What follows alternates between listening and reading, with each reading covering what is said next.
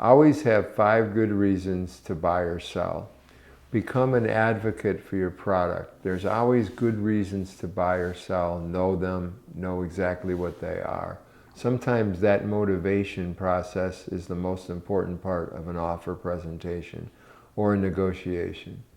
This is something else that I want to talk to you about. Sometimes you'll walk in and the air's a little chilly. People are not really looking at you in ways. If you feel a little uncomfortable, you probably should clear the air.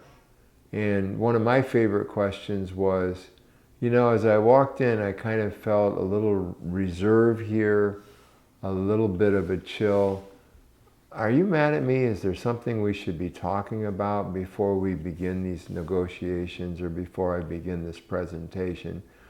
I know that sounds, if you haven't tried it, it might sound a little weird to you, but you do not want whatever's going on to cloud their judgment or to have an adverse effect on what's going on in the room.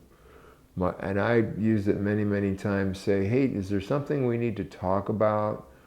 Are you mad at me? Are you upset about something that's gone on in the transaction or throughout the process or course of our relationship as client and agent? Help me understand where we are.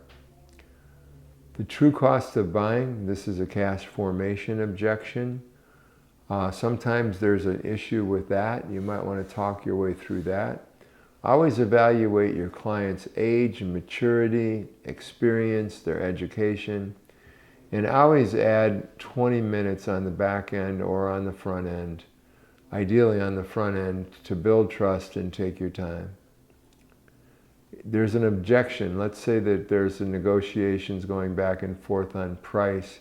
It's really important for you to understand that this could be a value perception. Maybe they just don't think the house is worth that money, or maybe they're concerned about maybe it's an affordability issue. Ask a clarifying question. For example, Tony, you'd indicated to me that there's a problem with the price.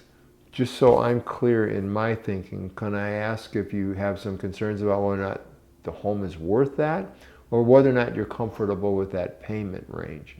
Please help me understand where we are.